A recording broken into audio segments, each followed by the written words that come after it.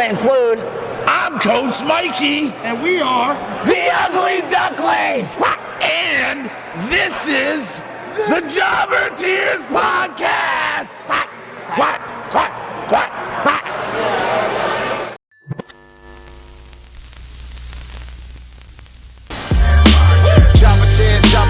Jobber Tears Podcast. We hold it down. They know what's now.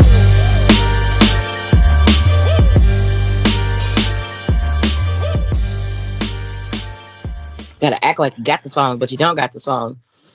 Janelle from the HR. Clown.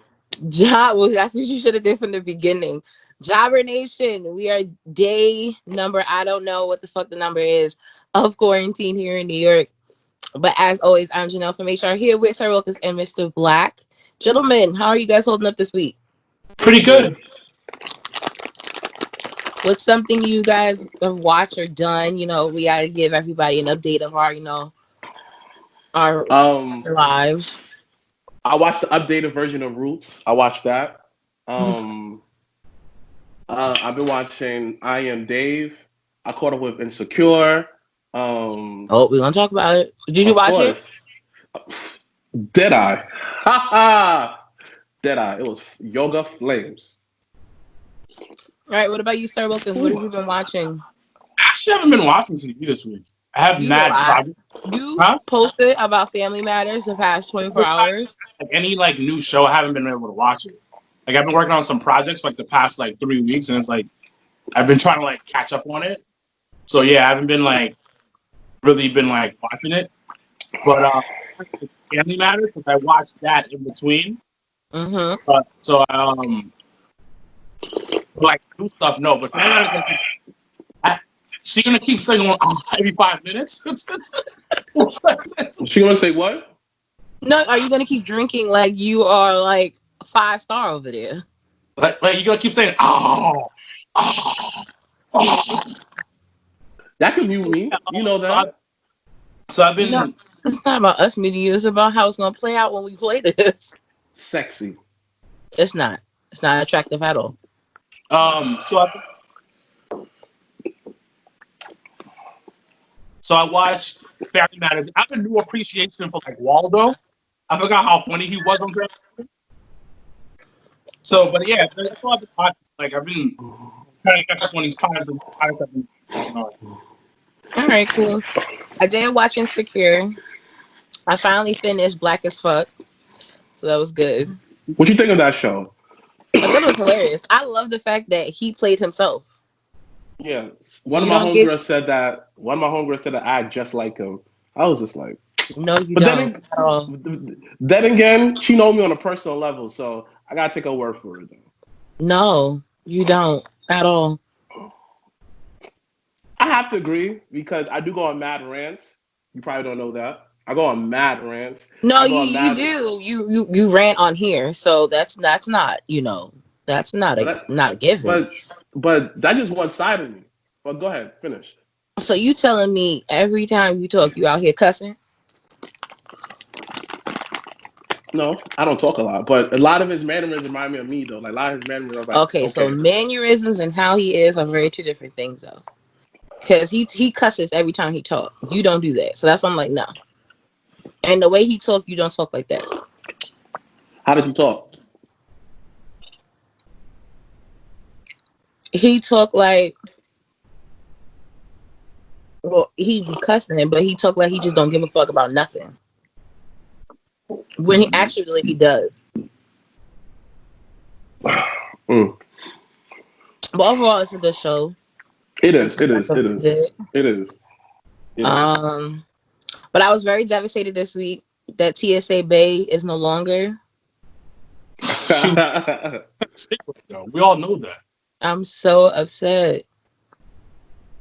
It's Issa. You know, Issa has a new boo beginning of every season. Well, no, she just kept fucking him, and they kept everything kept going left.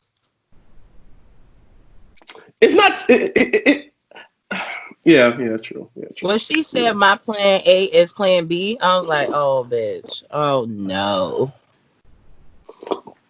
And that was so far, Molly and he like you see like the Molly and like slowly and them just trying to like drift apart for some reason. Why? Because I have to agree with Issa. Like Molly does find something wrong with everybody. Every time I watch, oh, this is wrong with him. This is wrong with him. This is wrong with him. So a lot of times, a lot of dudes that she be having, it's kind of like Molly fault that it ended up not working out because Molly always finds some fault in it. See, but then it gets challenged because then you wonder like if she didn't find, like, I guess not in a sense fine, but if she didn't have her own standard or have things she preferred, then she would just be settling too. I understand that when it comes to that concept, but it's sometimes there's certain stuff you have to find stuff that you could overlook when it comes to relationships because no one's perfect, and Well, no one's find perfect. some reason to like bail out. You feel me? But at the end That's of the her own day, reason. you know, her as a character, she just gotta find herself. You know, like when you find knowledge yourself, that's when you just end up like she doesn't need time to by herself because she's always with some nigga. So that's how I personally feel. We'll see next week. Yeah. But let's jump into the episode. Wait. How you feel about Lawrence and Lawrence coming up to Issa and say, "Yo, stop talking about me"? He's a fraudulent ass nigga. I didn't like that at all because I ain't like that either.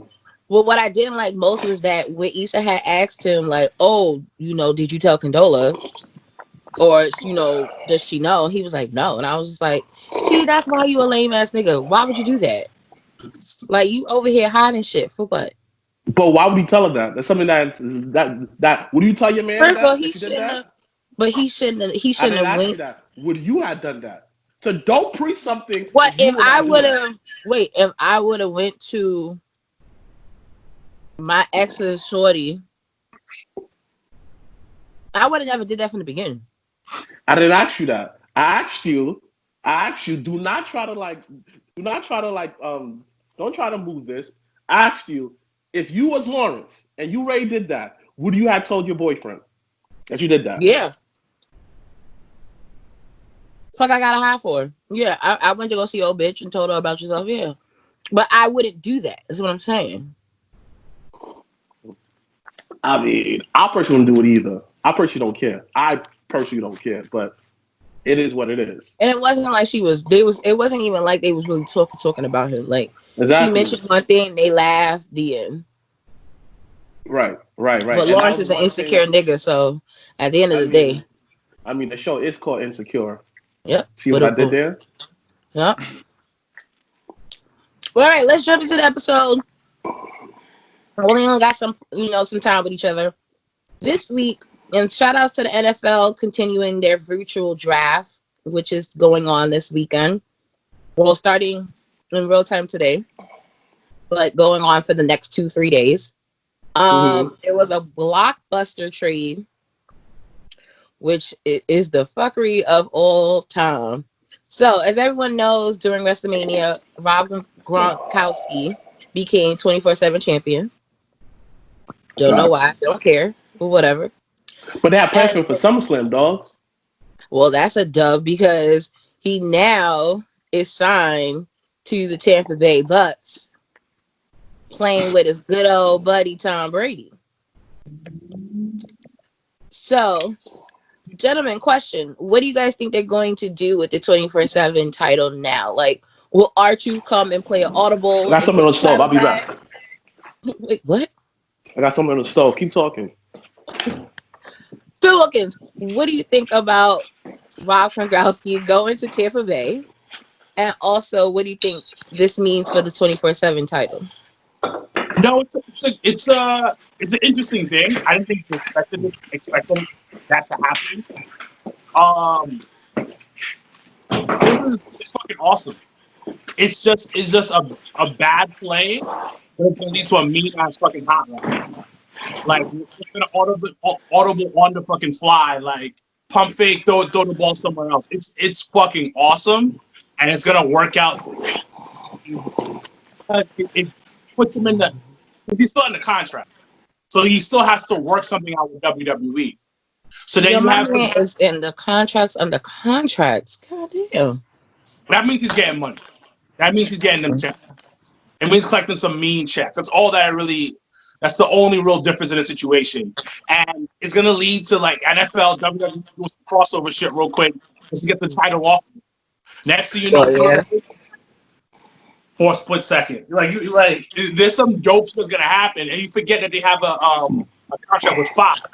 So Fox Sports Network. So it's fine. It's going to lead to some awesome shit. And before SummerSlam starts, he's probably gonna have the title off of him. If they do have, because SummerSlam. Well, apparently there has been TD Garden has not received any word from WWE in regards to changing SummerSlam, which in all reality, no news is good news. So as of right now, SummerSlam is still scheduled to be in Boston, Massachusetts in August, which is really good. It's something to kind of look forward to. And I think once we kind of get to This Week in Wrestling, we can kind of talk about the kind of shift in how they're doing Money in the Bank coming up, which I think is really dope. Mr. Black, you and this fucking drinking?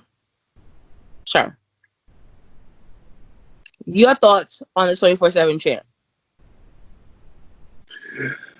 There's not much to add to it, but it's like I said, like I've been saying this forever, for a while, ever since I've been saying this, is crossover. It's having that crossover success both ways. Because not only that you have a legit competitor, you're on a channel that actually has football every Sunday. So having a legit WWE superstar, of course, going to be some kind of crossover with the team of the Buccaneers. This will actually make a great piece on him after he chooses to retire again, because it was said that the first ever wrestler football player. If you really think about it, he is a modern day Bo Jackson. Two-sport Jones, baby. Now you have wrestling and football. Then after that, it's just so cool. Now I can imagine the 24/7 DVD, the 24/7 ever film they're gonna come out, or the first ever 30 for 30 WWE and ESPN producing a doc based on that. So to me, it's all an up and up. Everyone wins in the situation. There's no losers. Everybody comes out good. I say only negative that could happen is, God forbid, like he could have a career-ending injury where he cannot participate in neither sports. Or so another concussion. Oh, right. But concussions, honestly, because that's what kind of geared him to retire the first time, is because he's had numerous concussions playing. But that, I don't blame him. Yeah, true, but it's a chance to play for Tom Brady, and you go finally go in the system, right? A chance to play with Tom Brady and actually be in a system that's, who knows? Tom Brady without the system? What if this is another renaissance for Tom Brady? He comes in as Kirk Warner years, where I'm old, but I'm gonna make all y'all look stupid. So it's up and up. All right, let's move on. So this week, there was news that Cody has now begun the process in filing the trademark to use Cody Rhodes, since the current trademark expires soon. So with that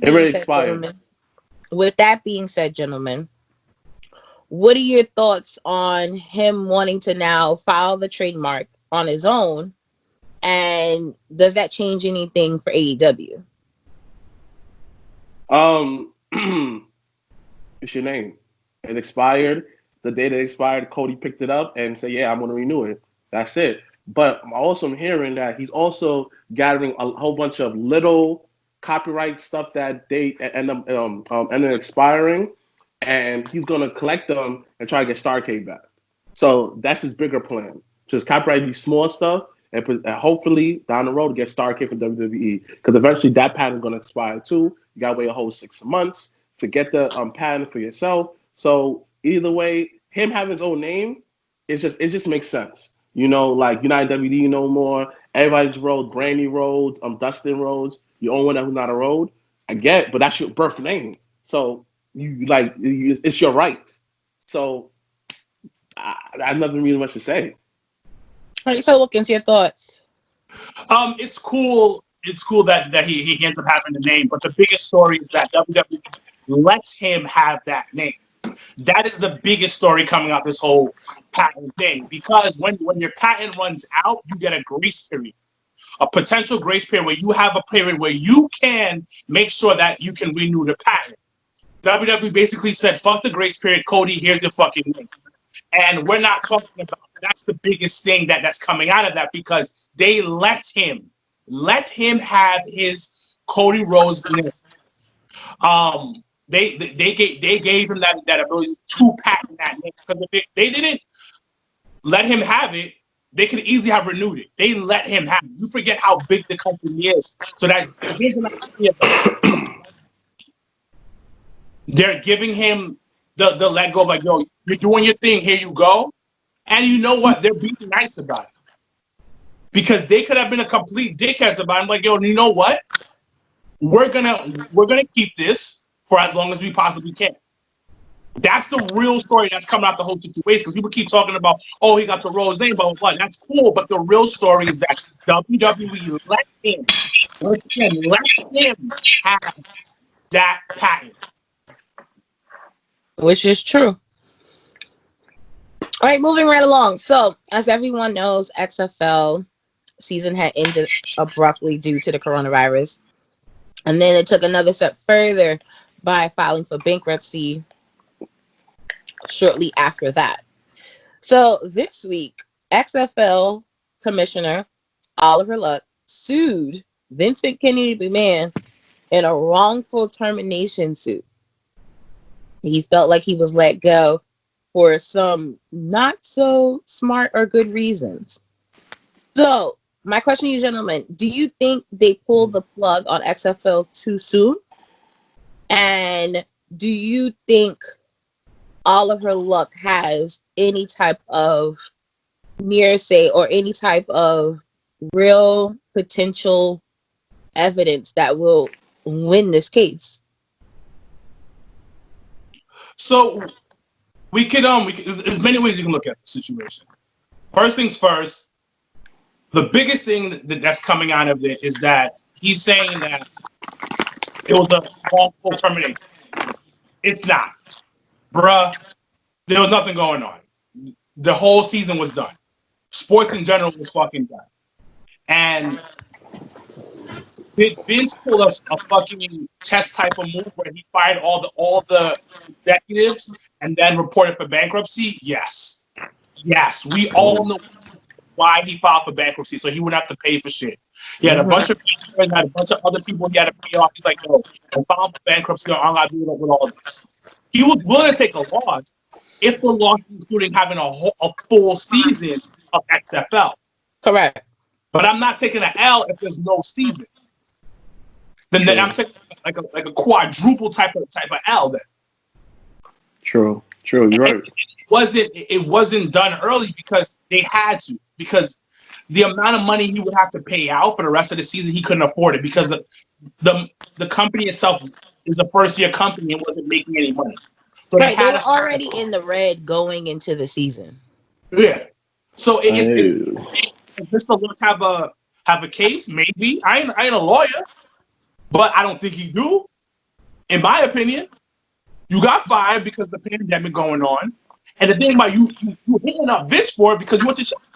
And I'm not mad at you. Get your money that you're owed, that you feel like you're owed. So get it. Copy. But do you feel the XFL? Do you feel like they pulled the plug on XFL even for something for next season? They have. I agree. I think they'll bring it back, but I don't think they pulled it early. If you're going, it's a completely new system. It's a completely new federation. It's something completely new, and you were going into it in the red already, and then you were not going to make any money because there was no live games that were going to happen. Sports is dead, so they had to pull the trigger. They were in a coma. They was like, "Fuck it, I'm not going to wait this out." Pull the trigger, and then we'd be going flatline. Because you end up spending more money keeping somebody in the hospital while they're on a coma, as fucked up as that sounds. Well, no, that's true. You know what I mean? They were in a coma. That's what it comes down to. All right, Mr. Black, your thoughts. Do you think XFL pulled the plug? And do you think the XFL commissioner has any ammo to prove his case? I mean, actually, I definitely believe that they actually pulled the plug on it too soon. I just feel like they should just put everything on pause and not actually and like. Do I think Vince gonna bring back? No, because he's trying to sell it to get back all his losses. He said that reports saying that he's done, and now his whole reputation, what he's doing, what he did to the company, firing people, all of that, he looks bad when it comes to business. So him doing Well, that. not necessarily. Let me finish. There's reports among the people that who does business, they don't want to do business with him because of the XFL, because what he did with the whole WWE firing people. It's like what he been doing is so shady. Nobody want to bang with him after this, and this have been reports. And then also is when it comes down to the whole Mr. Luck, I'm hearing that the company he already owns money. Like I'm hearing that he already got his money from the payouts, and he trying to get more money out of Vince. That's what I'm hearing. Reports. That's what reports are saying when it comes to that topic.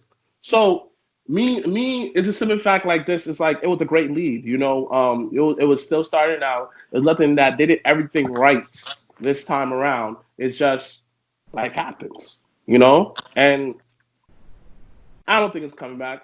If the man's dead trying to sell it, someone's gonna pick it up. When it comes back, I don't need Vince, no, probably another company because it's football. You know, everybody like the whole farming system. And having a farming system that could coexist with the NFL is always great. Within the US, it's just gonna be like another G League where they can actually skip the process of going to the NHL. I mean, going to play college ball and go straight to the pros, but I'm not semi-pro, just like baseball. Basketball is doing it. The actually high school player right now is going to D League getting paid, $500,000 as his contract because he want their line players to go jump from high school to the NBA within this program. So I don't know. It is what it is.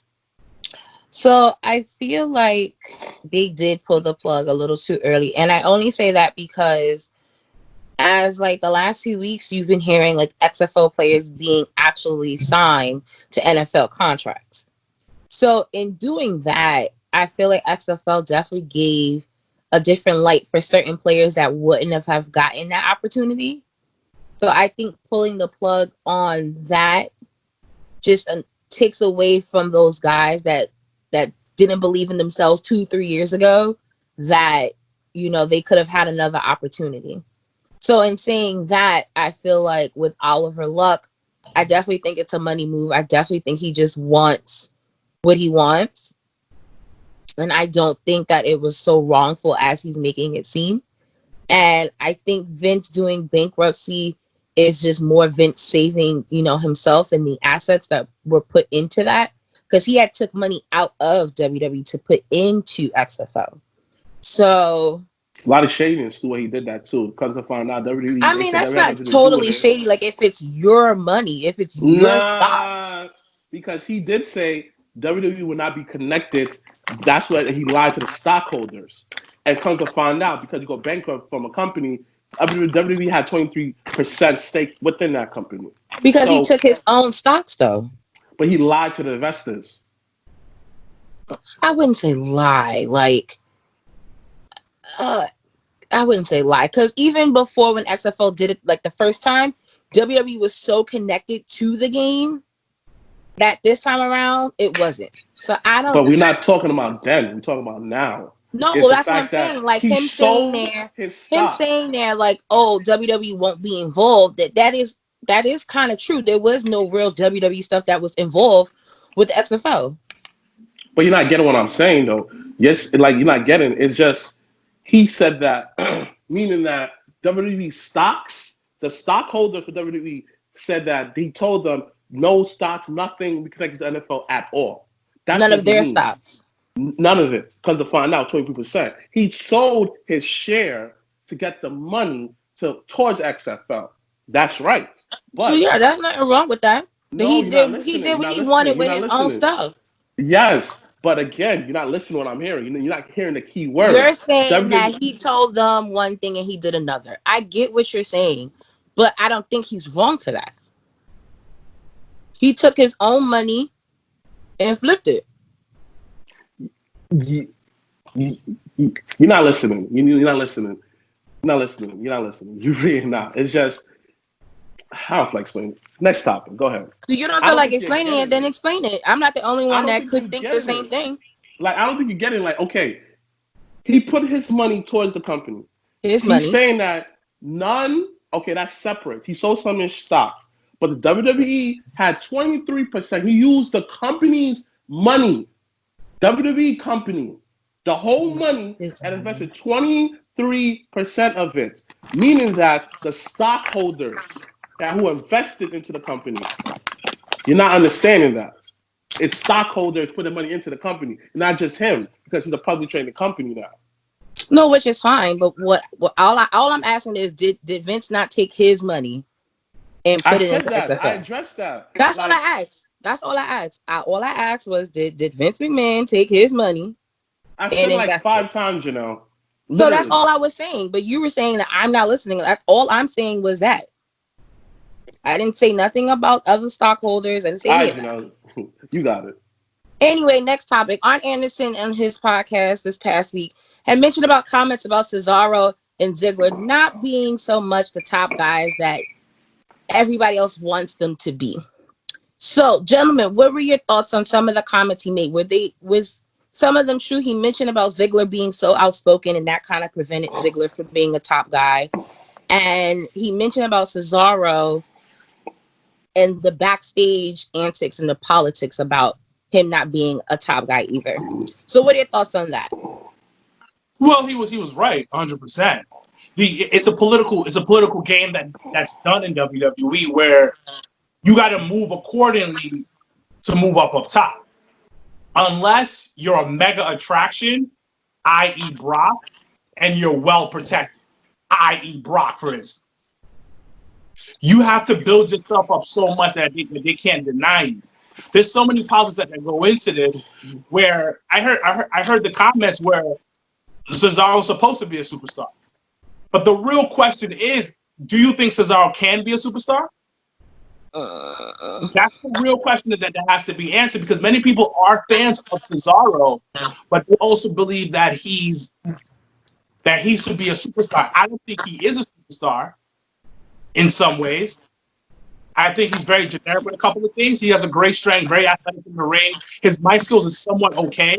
I think Ziggler is a superstar, but then again, this comes into a bigger conversation. It's politics. Like if certain people don't fuck with you, you're not moving up. I remember when Maven, you guys remember Maven? Oh yeah, that eliminated Taker for the Royal Rumble.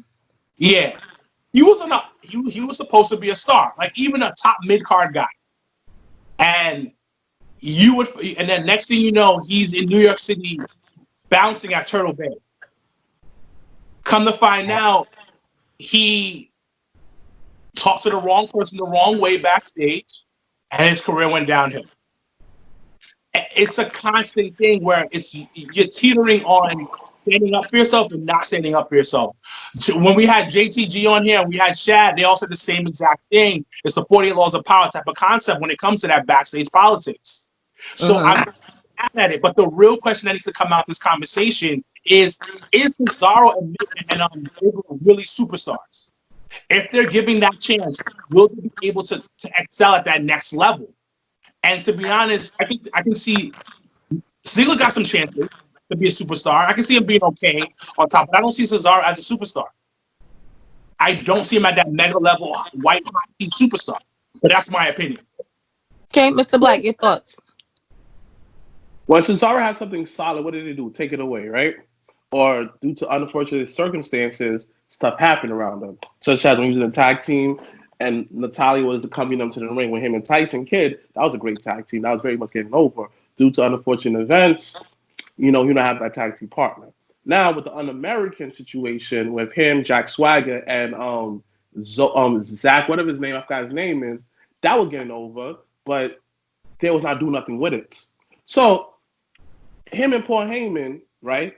He had a good push. He got partnered up. He won the first ever Andre Battle Royal, got paired with Brock Lesnar. But what they did, they used that screen time with him to only promote his other client, Brock Lesnar. So when you put him in that situation for him to win, but yet you put limitations and you take away what should have made him. Like he had Paul Heyman, but they said Paul Heyman just only talk about this. And Paul Heyman said that like I only got paired up so I can talk about Brock to keep the Brock in the minds of others. So another situation is every time he has to do something, when as far as give him something that he actually, it actually fits him, knows that he excels. Him in the time with the bar, with him and Cesaro. I remember this today. Oh, you complain, we're having all these matches. I hate when they pay them up. Now look, the bar become one of the most underrated tag teams they don't talk about no more because they kind of separate together. And that was a great one. He had great promos. He did a lot of amazing things in the ring and outside the ring.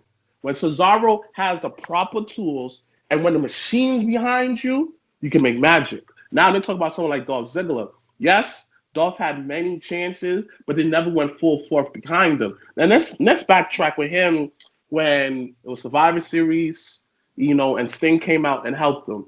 He had a great run with the IC title. Him and Eric Rowan had that one killer TLC, the killer ladder match that stole the show. Now, again, the machine is never fully behind him. So let's talk about him and The Miz, career versus the title. Man, that was so much emotion. You see what happens when the machine is behind Dolph? It creates magic. Now, let's even talk about when he was short. It was like Diesel and Shawn Michaels S with him and Drew McIntyre. That was getting over, but due to poor direction, ended up kind of crapping out. So again, you said that Cesaro is not a superstar.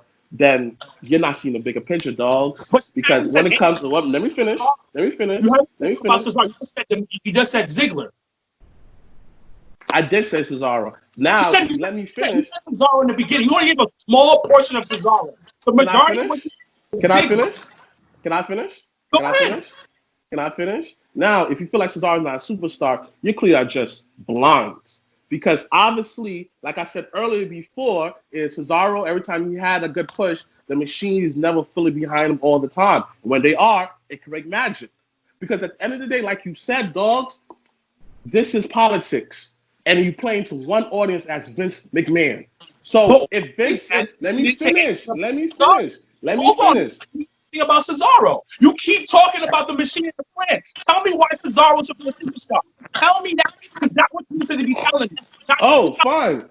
Literally, this man speaks numerous languages. So basically, he's intellectually. You bring him anywhere. You get him in house again. Like there, I see this man. He's Switzerland. This out there.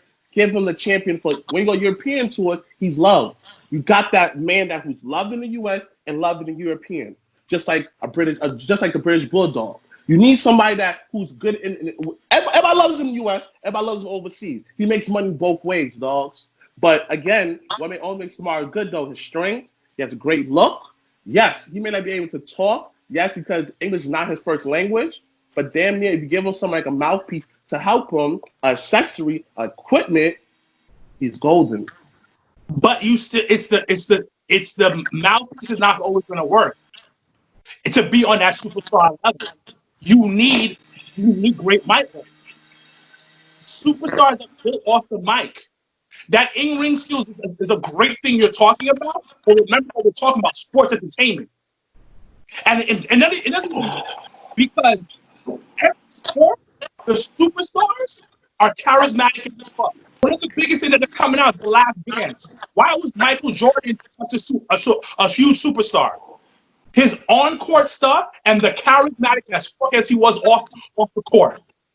Those all play factors. But these what kind of superstars? McGregor, why was he such a superstar?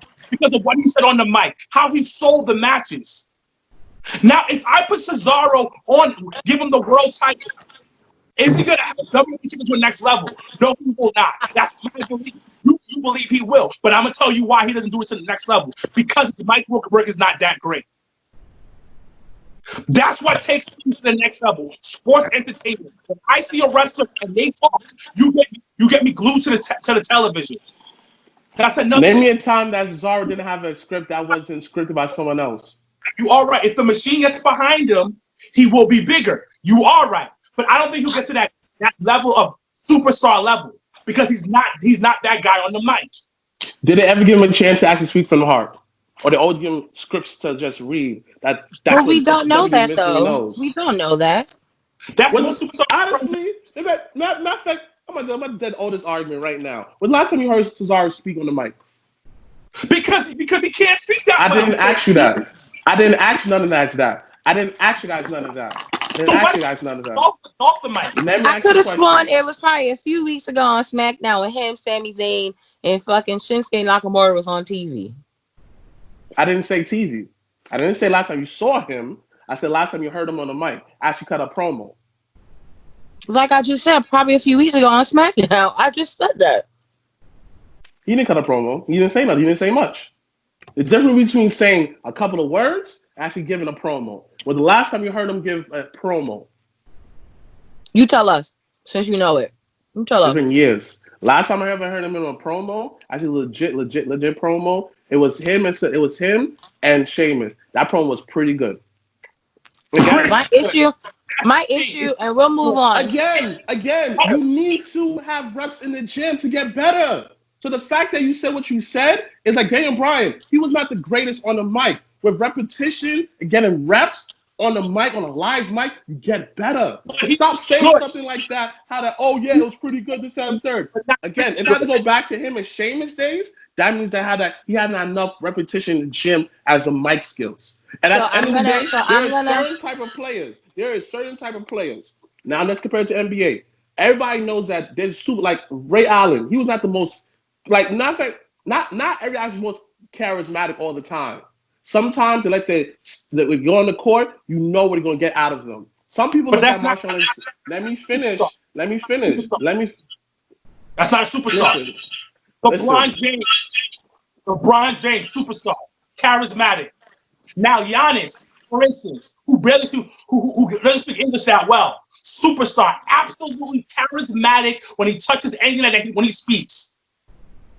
So it's just talking. It's having the ability to talk. It's having that it factor. And it's not there with him. I could be wrong. Maybe he hasn't showed me. Maybe you are right. Maybe he hasn't showed us enough yet. Maybe he hasn't gotten the reps yet. But as of right now, with the reps that he has gotten, he has not proven to me that he is more charismatic as fuck. Answer this question. When the last time Cesaro had a legit single run? We answered that question, and it was pretty good. It wasn't good. I didn't say that. You gotta listen to my question. I said, when the last time that Cesaro had a decent... You're not listening. I said, when the last time Cesaro had a legit single run, a real push as a single star. Because they don't want to push enough. That's when the politics came in. So he was still in the tag team. You're telling me why you see him as a superstar. You don't see him as a superstar. Because you can't see him as a superstar. He's not a superstar level type of guy. He has all the tools to do it. No, he does not. But we can move on. Well, before we do move on, I did have a few opinions of my own. With Cesaro, my only issue has always been, outside of the mic work, my only issue is that the only time he seemed to really highlight himself is when he is with a tag team. There's never been a time where he's been by himself, whether he was a U.S. champion, IC champion, whatever the case might be. There was never a time where he really, when he was singles, that he was able to really showcase himself. Now that could have been him versus Sami Zayn. What? But see, went out of NXT. What? No, Excuse but me. What you're missing is that display of all his skills right there. That whole program. You see? But I'm not talking about in ring, but that's watch that. No, I'm talking about the whole package. But you're missing intensity. You're missing the point. You're not letting me have an opinion because you've already spoke about how great Cesaro is, and that's fine. Like Cesaro in ring is dope. I'm going to say, for me, mic skills are super duper important, and he's not been super duper great on the mic, regardless of whether he was in singles or with the tag team. Like him and Sheamus was probably the best thing for his career ever. And once again, that's with another person. So I think with him, if we had to choose a superstar out of him and Ziggler, I would probably choose Ziggler by himself because he's had opportunities. Now, is it okay that Cesaro hasn't had as many opportunities as Ziggler? No, because honestly speaking, I thought it was dope when they started putting Cesaro in NXT UK. I thought doing that was definitely something outside of the box and something different and something new. And it made me excited to see a different side of Cesaro. But because, you know, the wonders of the world, you can't really do those things right now, it's a little hard. But, you know, hopefully, you know, he can step away from the tag teams and kind of find his own rhythm, or he may just, you know, find somewhere else to be. So just hopefully in the future, things can work out a little bit better for him across the board. And I think Ziggler being outspoken is just him. But I think I would rather be outspoken than not say nothing at all. But you got to have a balance of that too. So, but he is willing, like just like Arn says, he's willing to do anything. Like if you actually do something, he's a team player. no, So this yeah, is why. absolutely. I'm not disagreeing with that. So when it comes to, I just feel like with Dolph, and I'm the biggest Dolph fan. Everybody knows that. I've been a Dolph fan ever since I saw him and Darren Bryan go at it at bragging rights. Ever since that, I'm like, yo, I love this dude. One thing about Dolph, I just feel like Dolph don't want it. Because if he really, really wanted to, he go anywhere else become a star. Because he has all the tools in the game. But just because you have the tools doesn't mean if you go somewhere else, you're going to be a star there. I think that's where everyone has to kind of get out of their mindset is just because you go somewhere else means that you're going to be this big and bad person. Like it may or may not work. I definitely understand that. But again, this is me just being positive. You know, we don't know until it happens. It's some right, but I like to be realistic too. And realistically, you can't always think that just because someone jumped ship and go to a different company that things are going to be on, you know, the grass is always green on the other side. So you kind of got to have that you got to have that realistic ideal of like this may or may not work. Like for like AJ, for instance, and we'll move on and talk about this week in wrestling because we only got about a few more minutes. Which just like AJ took that chance of leaving New Japan, which he was comfortable. He was doing things to go to WWE. And that could have been a complete dub. Thankfully, it was not. But those are the type of risks when you take a big jump like that you take that risk. You don't know how the fans or people are going to react to you. But all right, let's move on to talking about this week in wrestling. Guys, you guys can say 2 things that stuck out to you the most from last week, Friday, all the way into last night on Wednesday night. So who wants to go first? I'll go. A couple things that stood out for me in this week in wrestling. Kenny Omega stood out with his match with whoever that motherfucker was. It wasn't. Oh yeah, the most random person. So I watched AEW right before y'all called me. It's delivered the wrong way, but the one thing I'm loving about this is that Kenny is still spoken about regardless of what he's doing. Constantly on everybody's Twitter fingers, everybody's mouths about what he's currently doing. So I had to give him some props on that. One thing, the other thing I kind of like but kind of like interesting is that whole like Vincent the System person is probably possible or something doing it, but it's interesting. It's intriguing. It's very much like old school. We're trying something new. Promos cut every day. You don't know who the person is. Kind of remind me of when Taz first came into WWE, when he had that 13 red thing. That was oh yeah. And Y2J did his countdown thing. It's pretty cool, and that's one of the things that I find like somewhat intriguing for the past couple of weeks. Well, past this week. Okay. All right, Mr. 2 things that stuck out to you the most this week in wrestling. You already know the Darby Allin versus Sammy Guevara. Say it with me. Sammy Guevara. There you go. This is why Darby Allin. So I'm talking about my personal favorite. It goes back. I'm not gonna hold you. I'm actually intrigued and I'm invested in seeing Cody versus him next week. I'm not gonna hold you on that. I know. Once again, my 2 favorites. But only one winner. So no matter. Again, everybody want to clown AEW, this, that, and third. Oh, AEW have all WWE rejects, but you're not looking at the bigger picture. If you notice this, they have a lot of up and coming people you never heard of before on screen. So just like that's because they live in Atlanta. That's neither What? here nor there. I said that's because they either live in Atlanta or around the Atlanta area, or they go to QT Marshall School. But continue. Dang, nigga. Dang, why you gotta be so like, oh, it's like a damper, like a whole rainy day. No, Jesus I'm Christ. informing you. You wanted to know Dang, why you were son. seeing so many fresh I faces. never said that. I never said that. I never said that. I didn't wonder. I didn't because I know. But I didn't want to say that because I was trying to take it the positives. I That don't is want to take it the positive. back. What do you mean? People that have attended his school being able to work to being able to do matches on AEW, that's positive as fuck. Like But like don't take away my positive. Don't try to add on to it. This is my I added to positive. your positive. Anyways, like I really liked it because AEW definitely keep what they've been trying to say in the beginning. Like we're not gonna hire always be just because we can hire. They can hire anybody right now. They could if they really wanted to. But again, it just shows you that they really try to develop these up and coming talents. Try to get some they trying something new. And a comment with that, I like that how they finally got the sports field. How Taz broke down Kenny moves like a real sports analyst. You know, I love that. I love that. And it gave me like something different. He analyzed it like it was really cool. And again, AEW as a total, Cody, AEW was in total AEW was very good. Except for the main event, that's kind of like my down. But other than that, AEW as a total was great. But overall, another second thing I actually did enjoy is it was last week's SmackDown.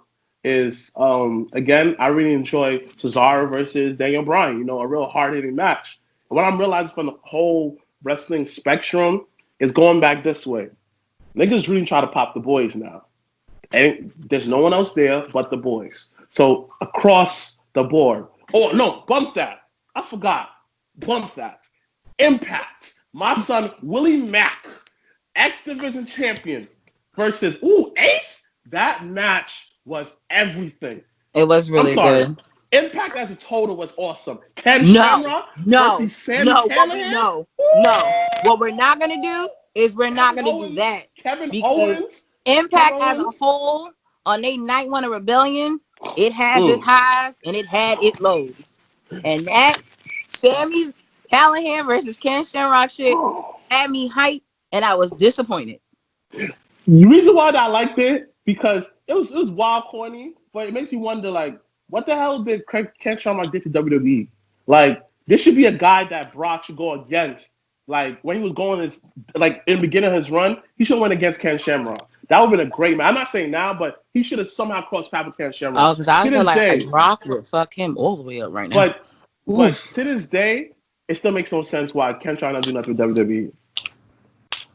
Well, that's Ken and his own issues with probably Vince or whatever. Like that could be that was their own thing. Because I always said there would be no Brock if there was no Ken. I told him that in his face.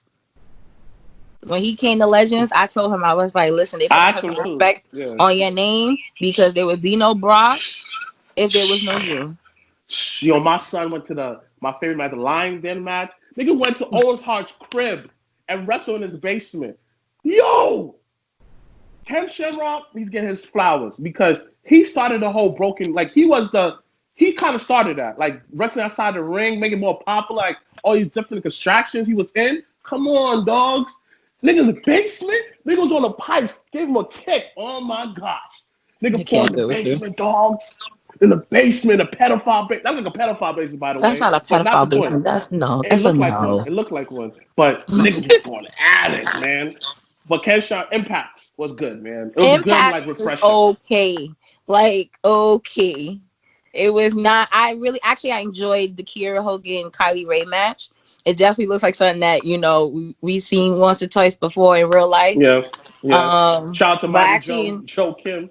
I actually appreciated their match because I felt like Impact's women's matches be like off and on. It depends.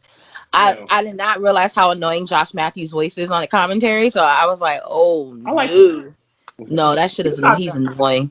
He's he's trash. What else happened this week? Oh, my one up. One of them is next week's match against Mia Yim versus Charlotte Flair. Oh. And when we talk about it next week, we're going to be talking about it because I thoroughly enjoyed the little face-to-face they had this week. on NXT, and Mia being like, "Wait, what? Like you gonna make me a superstar?" Like her whole demeanor after Charlotte said what she said, I was like, "Ooh, I can't wait till next week." Yeah, yep. And then I'm probably what else? Because Impact we talked about. I actually really like the Buddy Murphy and Rey Mysterio match on Raw. I was Stop at the Raw disappointed. matches. Damn, I wrestling was just good this disappointed week. that Murphy didn't win, Mhm. but I know it's just the beginning. And I like the little concept they got going on for Money in the Bank this year. Like, I'm like, this is gonna be weird and interesting at the same time. I love it. Shout out to MVP, putting over Apollo. Very good in the ring. Very good match. Underrated match. I really enjoyed that match. No one's talking about that. Really enjoyed it. It was solid. It wasn't that great, but it was solid. And it was good and it's good that they're one of the biggest things that's coming out of WWE right now is the fact that they're, because of this whole pandemic, they're using a lot of new talent that hasn't been used. Yeah. Man, listen, I can't even count on both my hands how many times I've seen Tozawa on fucking TV the last 3 weeks. Like, hey, he working. He been on TV for a minute. Even like It's before the the pandemic. whole concept of the next man up. That's right. what it is. That's literally what it is. The whole concept of the next man up, and that's what's going on, and it's great. It's great. I wish they did a different way of pushing Zelina's little click a lot better. Well, because one of them isn't really fully ready. Well, actually, two of them I feel like are not fully ready, and then you got Andrade.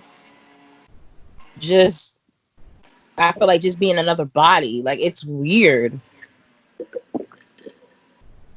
Yeah, it's weird. It's But weird. they should be doing them. They should be doing a whole lot because Zelina's doing a phenomenal job of being the manager of all three. Mm-hmm. That's like she's giving me throwback manager work right there. Like, Well, yeah. she's doing a phenomenal job. What she did, the reactions of like her Alice's Black match against Austin was like amazing. How she reacting, like your whole ass husband's in there. Yo, first of all, I was like, is that how y'all look each other at like when y'all home? Like, cause y'all was about to go in on each other. But they've done a good job, and they're giving these other guys a chance right now.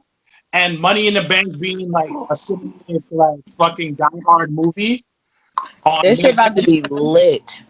Is a great idea because they got no choice. When is it? May 10th. May 10th, which actually happens to be Mother's Day too. So shout out to all the moms. So it will be May 10th. Sunday, May 10th will be Money in the Bank, and then Saturday, May 23rd, I believe, will be Double or Nothing, on pay-per-view for AEW. So that's interesting. Last thing before we do say our goodbyes, guys, what were your thoughts real quick on this week's Dark Side of the Ring episode on Dino? I thought it was good, but I knew it was good when Shorty Doo-Wop was watching it with me. Because once again, it's one of those stories that it's wrestling based, but it was so much like some fucking ID shit. Like the past couple weeks have been like straight like ID.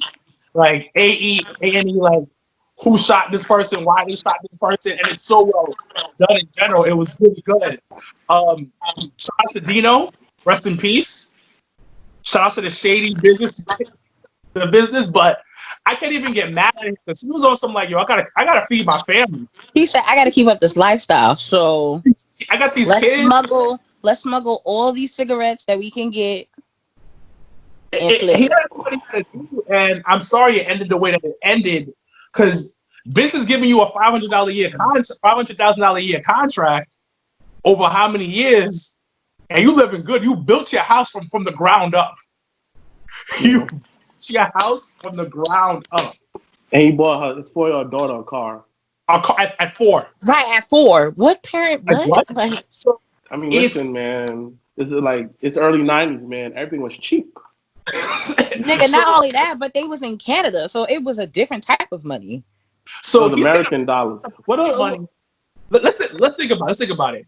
He's getting American money, $500,000 a year, right? Taxes Right. are done. Boom, boom. So you're really making about $700,000 a year. Correct. In the early 90s. So when that money's gone, you're like, oh, I gotta Yeah, push. you gotta do what you do. I do what I gotta do. My nigga said I gotta push. Push it to the limit. But I thought it was a good episode. I thought that first of all, when Jacques Rougeau popped up on that goddamn TV, I marked out. I said the Mountie is in the building. Let's talk about it. Like, I was mad hype for him. But you know, it's just a sad and unfortunate thing when you have this kind of brotherhood and you just don't know how deep they are in some shit. Like, for you to get shot in your head and your chest, like that's some times. Yeah, that's some like that was a hit. Like somebody contracted that shit. Yeah. And it was somebody that you probably know. Yeah. They wanted to prove a point. Like that was like a message. It's probably Carol Baskets. You know how she does. This nigga's on that note, we are going to say our farewells. Any last words before we start blaming Carol Gaskin for everything? It was you know. You saw the Tiger King reunion show? I watched like 10 minutes of it, and then I was just like, you know what? No. What show? So no, they added an episode like a up to date episode on Tiger King, and I watched like the first 15 minutes, and I was like, nah, they don't got my nigga Joe. It ain't it. Joe Exotic wasn't fucking with it. Put it like this. Cash grab. It was a cash grab. Put it like this. YouTube covered it way better. I watched like 4 videos that was way more entertaining, way more exciting. It was way better. Like it was just something just to watch and smoke to real quick. That's it. You know, it wasn't interesting, so I left it alone. Yeah, it was cool. I'll enjoy the shenanigans I watched already. Well, guys, this concludes another week of quarantine. I hope you guys are staying safe. Wash your hands, wash your asses, all that jazz. Next week, same time, same place. Okay. Guys, as always, I'm Janelle from HR here with Wilkins and Mr. Black. #Black Excellence. #we're out. I was over, got the hands in motion. If you go with rolling, no need to focus. Traveling states and over oceans. You gotta wait till your coast chosen. Trying to have lines outside the show like Harry Potter releases at Barnes and Noble.